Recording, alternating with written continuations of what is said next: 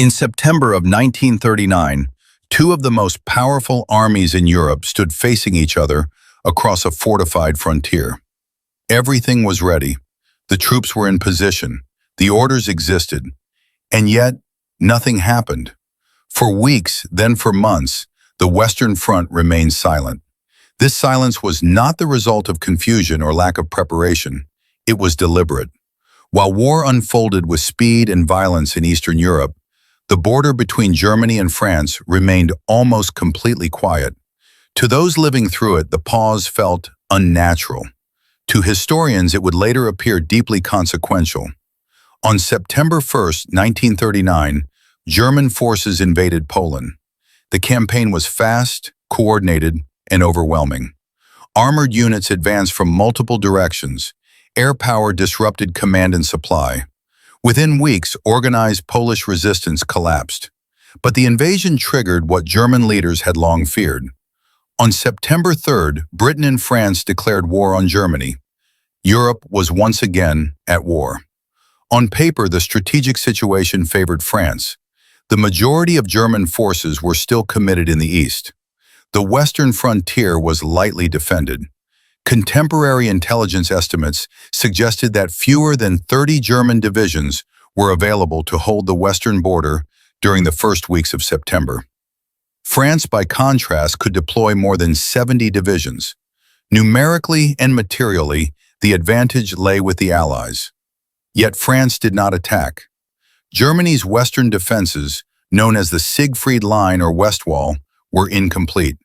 Construction had accelerated during 1938 and 1939, but large sections lacked depth and cohesion. The system was never intended to stop a determined assault outright. Its purpose was to delay an attacker and buy time for mobilization. German planners were fully aware of these limitations. France, however, relied on a defensive system built with a different philosophy. The Maginot Line stretched along much of France's eastern border, consisting of underground fortresses, artillery casemates, reinforced concrete positions, and protected supply systems. Built at enormous cost during the interwar years, it reflected the trauma of the First World War. French military doctrine assumed that modern firepower favored the defender and that another frontal struggle like Verdun had to be avoided. The Maginot Line was not designed to fight the war alone. Its purpose was to protect France's industrial regions and channel any German attack northward toward Belgium. French strategy assumed that Germany would repeat the approach of 1914. Mobile French and British forces would advance into Belgium and confront the German army there. But in the autumn of 1939, that invasion did not come. Instead, Europe entered what became known as the Phony War. In German, the Sitzkrieg, a war that existed on paper but barely on the battlefield. Patrols exchanged occasional fire. Artillery fired sporadically. Aircraft dropped propaganda leaflets instead of bombs. Civilians prepared for air raids that did not materialize. Daily life continued under the constant expectation that everything could change at any moment. This prolonged inaction raised urgent questions. Why did Germany wait? Why did France remain behind its fortifications? Why did both sides choose caution when the balance of forces seemed uncertain? From the German perspective, the answer lay in memory and limitation. Adolf Hitler and the German High Command were shaped by the experience of the First World War. Fighting simultaneously in the East and West had exhausted Germany in 1918. Despite rapid rearmament, Germany's economy in 1939 remained fragile. Fuel reserves were limited. Ammunition stockpiles were finite. A long war of attrition was something Germany could not sustain. When Poland collapsed in early October, Hitler believed the Western Allies might reconsider the conflict. On October 6th, he publicly proposed peace. Britain and France rejected the offer.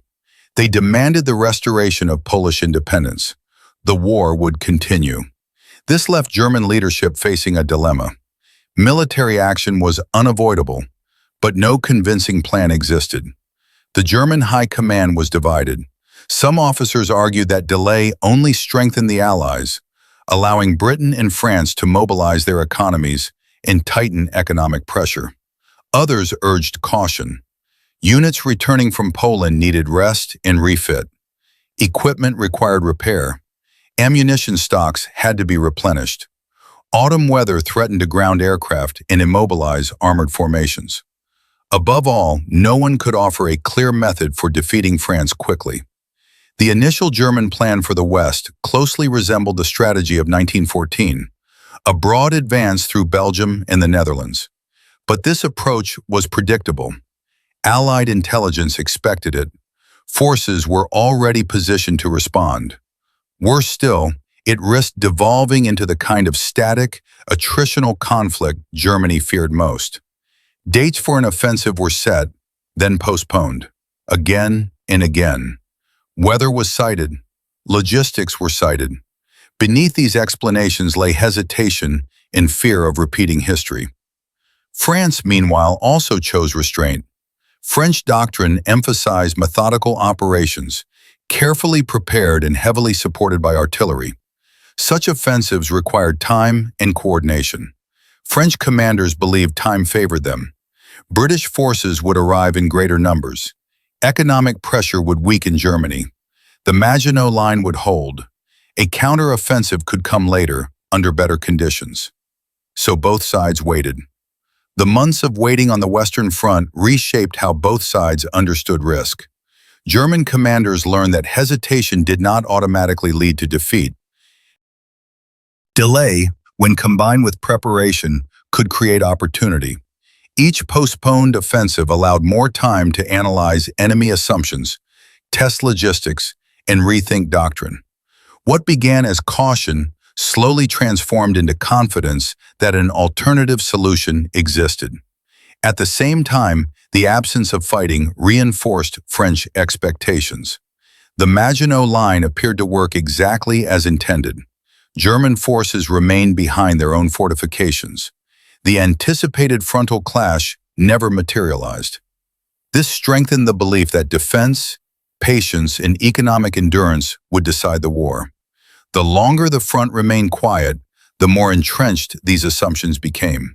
This divergence in perception mattered.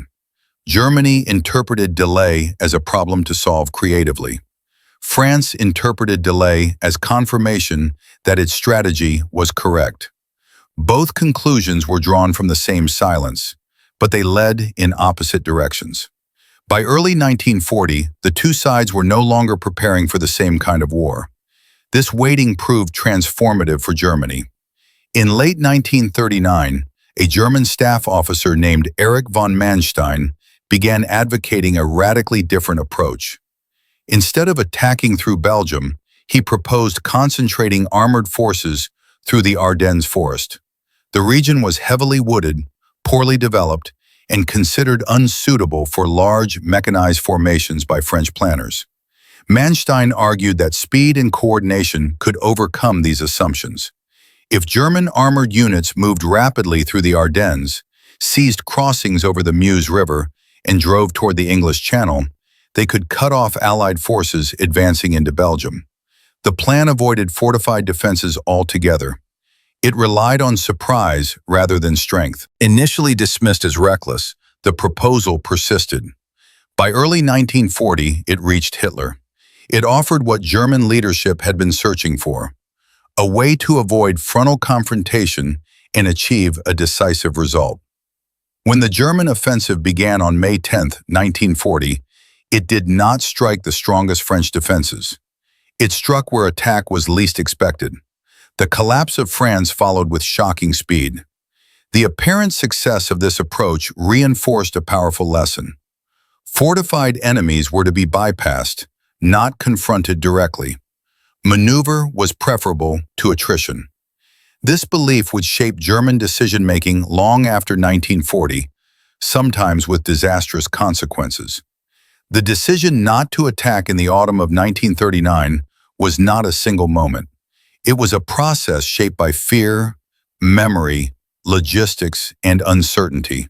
It reflected a shared determination on both sides to avoid another war of trenches and mass casualties. Wars are remembered for their battles, but they are often shaped by moments when action is withheld.